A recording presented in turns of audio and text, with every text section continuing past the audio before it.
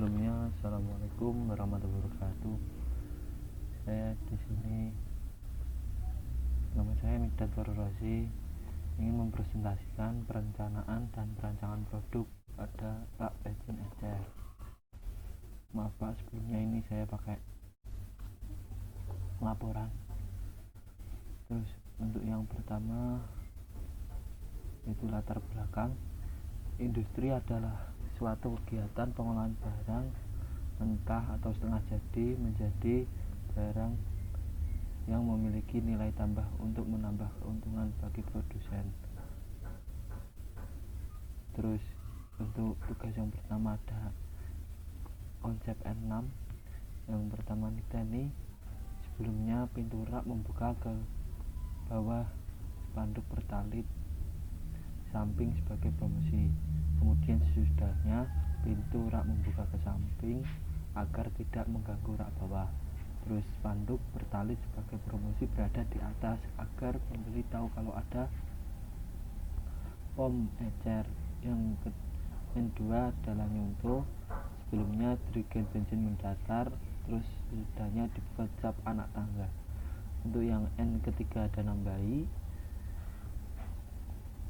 Terus sebelumnya kurang bahan material, sesudahnya diberi lorong bensin, gembok, engsel pada pintu. Terus N4 nya ada ngurangi jarak antara rak atas dengan rak bawah terlalu jauh, sesudahnya jarak sesuai dengan tinggi jerigen dilebihkan 5 cm. Untuk N5 nya ganti, sebelumnya kawat menggunakan kawat engselnya berkawat, terus sesudahnya engsel diganti dengan engsel pintu mini. Terus yang tugas selanjutnya ada mission statement dan identifikasi customer need. Untuk step yang pertama ada pengumpulan data kasar see in is faster. Untuk benefit deskripsi adalah sebuah barang yang dipergunakan untuk menyimpan bensin per liter agar terlihat rapi dan efektif. Tujuan bisnisnya memberi peluang kepada orang yang belum mampu untuk membeli pom mini. Target pasar primer yakni konsumen yang memesan rak. Terus sesuai dengan lokasi yang ada di lokasi bisa memesan rak tersebut. Terus target pasar sekunder yaitu pada toko sembako dan di pedesaan yang jauh dari pom Pertamina. Terus asumsi dari produk saya yaitu ketahanan produk 5-10 tahun, produk masih bagus. Terus stakeholder yaitu pasar tradisional, tenaga penjual, agen distribusi, marketplace. Terus step yang kedua ada menginterpretasikan data kasar dalam bentuk kebutuhan. Yang pertama, what and how, mengapa Anda tidak memesan gembok di pintu rak. Terus pintu rak diberi gembok agar tidak dicuri seseorang. Terus spesifikasi, saya selalu lupa membawa kunci gembok. Terus kunci terlalu kecil, kunci gembok mempersulit untuk membuka dan menutup pintu. Terus positif not negatif, kurang rapi, besi berlubang-lubang. Material membuat produk tidak sesuai konsumen, mengganti besi yang tidak berlubang.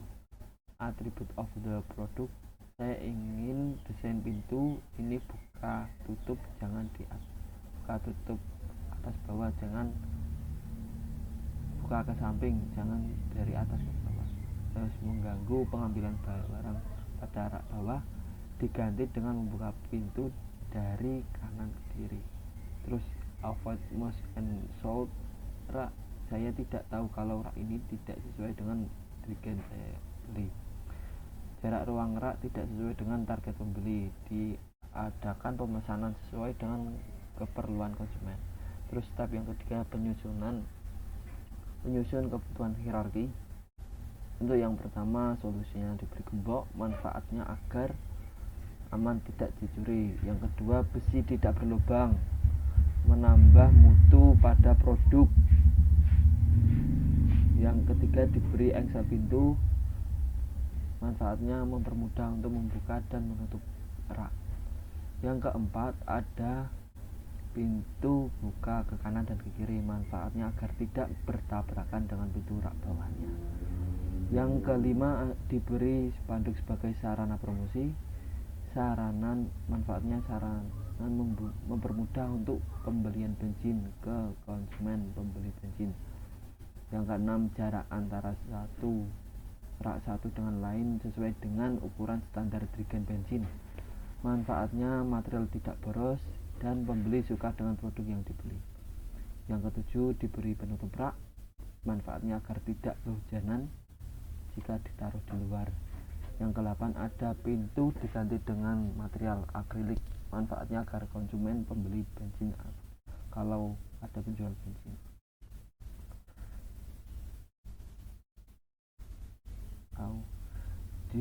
Yang ke-9, diberi dudukan lampu. Manfaatnya kalau malam bisa terang.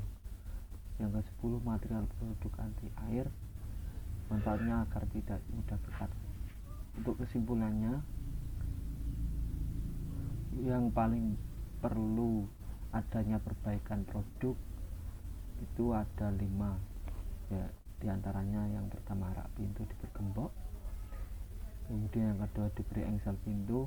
Yang ketiga, engsel pintu dibuka ke kanan dan ke kiri. Yang keempat, ada jarak ruang rak terlalu lebar. Yang kelima, ada jendela berlubang. Dengan demikian diharapkan perusahaan dapat memperbaiki untuk menambah mutu dan mampu bersaing pada target pasar yang akan dituju. Tugas selanjutnya mendirikan target spesifikasi. Untuk yang pertama, menyiapkan daftar matriks dan kebutuhan. Untuk yang pertama adalah gembok bagus, menggunakan gembok berkualitas, tidak cepat rusak, menggunakan engsel pintu rumah supaya awet, membuka pintu ke kanan dan ke kiri, mempermudah pengambilan barang, membuka penutup rak. Rak bagus memenuhi standar mutu perusahaan. Rak tahan lama, material menggunakan logam, besi. Rak sesuai dengan keinginan konsumen.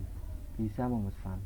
Untuk step kedua, mengumpulkan informasi produk dan hasil backmaking. Yang pertama, bahan logam besi siku. Yang kedua, tinggi 2 meter. Yang ketiga, sekat antar tinggi rak 40 cm. Yang keempat, panjang dan lebar lokasi rak 1x1 meter. Kemudian pintu dibagi ke dua, ke kanan dan ke kiri dalam satu rak.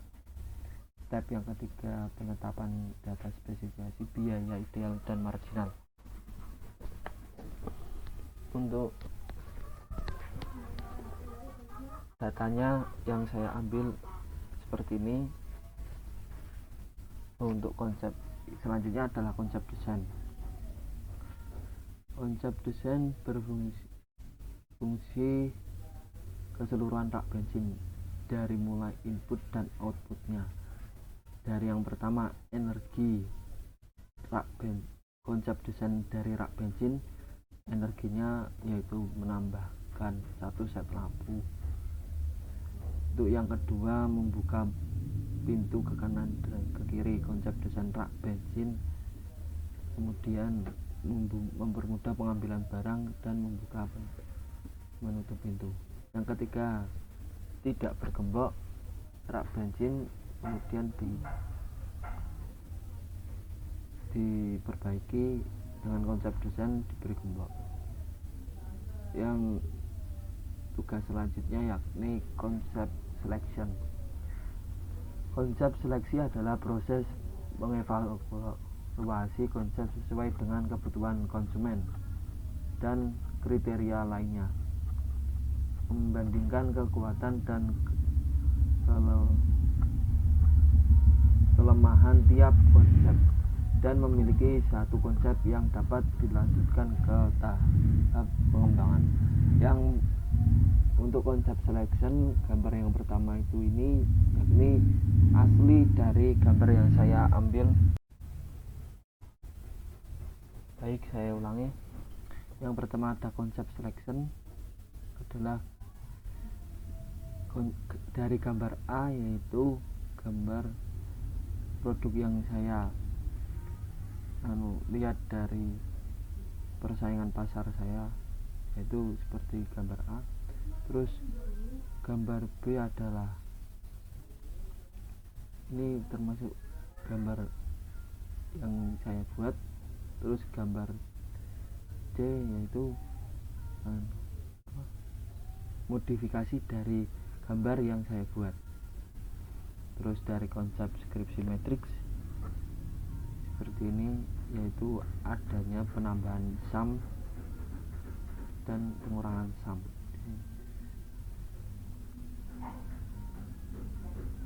Dilihat dari konsep scrolling matrix, relevansi performance yang pertama lebih buruk dari konsep acuan. Jadinya produk A itu lebih buruk. Jadinya di sini skala ratingnya itu, kalau nilainya rating 1 lebih buruk dari konsep acuan, kalau ratingnya 2 sama dari konsep acuan, kalau rating 3 lebih baik dari konsep acuan.